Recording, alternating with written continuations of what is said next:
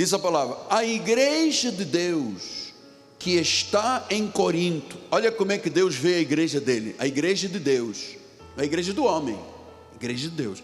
Aos santificados em Cristo Jesus, chamados para serem santos.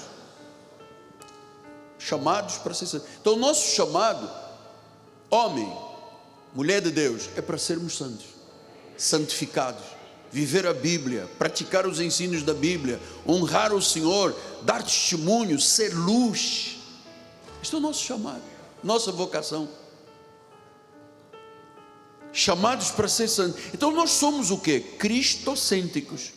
Nós somos bibliocêntricos. É um chamado que nos torna santos. É um chamado que nos coloca na igreja. 1 Tessalonicenses 2,12 diz assim: exortamos, consolamos, admoestamos para viverdes de modo digno de Deus, que vos chama para o seu reino e para a sua glória. Agora vamos imaginar, pode uma pessoa que tem este chamado mentir? Não. Ser rebelde? Induzir os outros ao erro? Não pode. Não pode.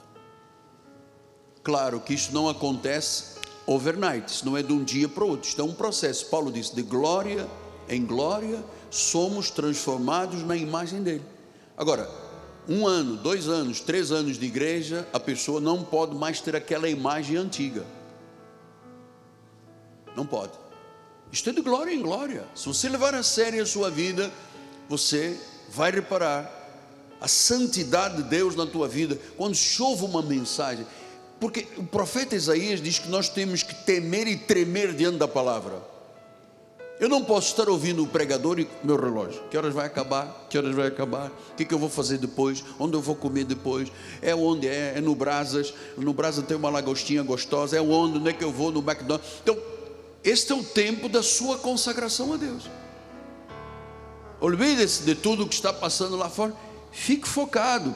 É o tempo de crescimento, é o tempo de regeneração, é o tempo que Deus está trabalhando no coração da pessoa.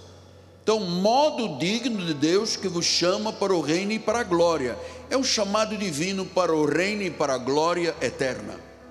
Ou seja, quando nós morrermos, quando terminar o nosso tempo, os dias que estão escritos no livro da vida, e nenhum deles havia ainda, todos eles já estavam escritos.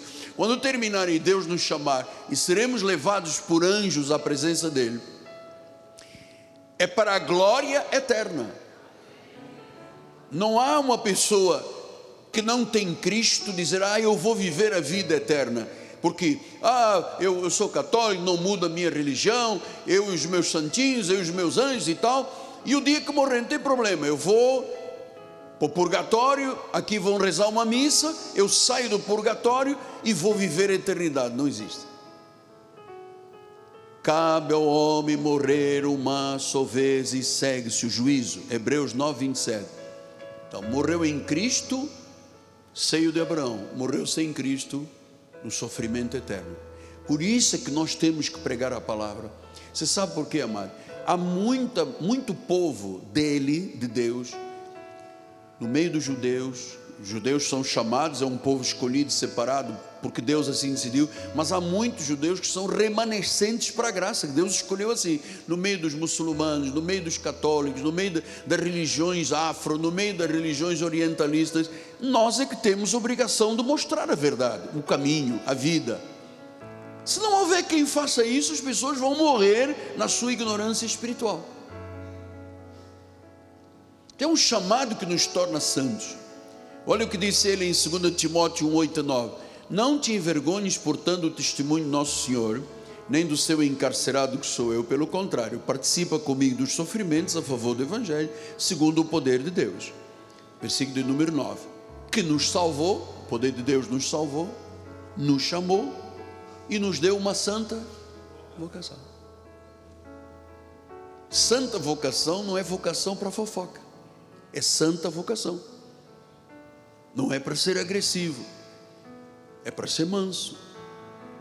Isso é Deus que vai transformando. Diz que Ele nos chamou com uma santa vocação, não segundo as nossas obras, não foi livre-arbítrio, mas conforme a sua própria determinação e graça que nos foi dada em Cristo Jesus antes dos tempos eternos. Isto é um plano perfeito.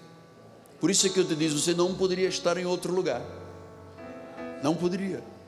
E eu digo isso, obrigado mesmo, porque eu sou muito grato a Deus, por Deus me ter chamado, amado. Eu ia morrer no meio dos santos da igreja católica, São Judas Tadeu, Nossa Senhora de Fátima. Eu era um escravo da religião. Eu sempre amei muito a religião, mas eu não conhecia Jesus.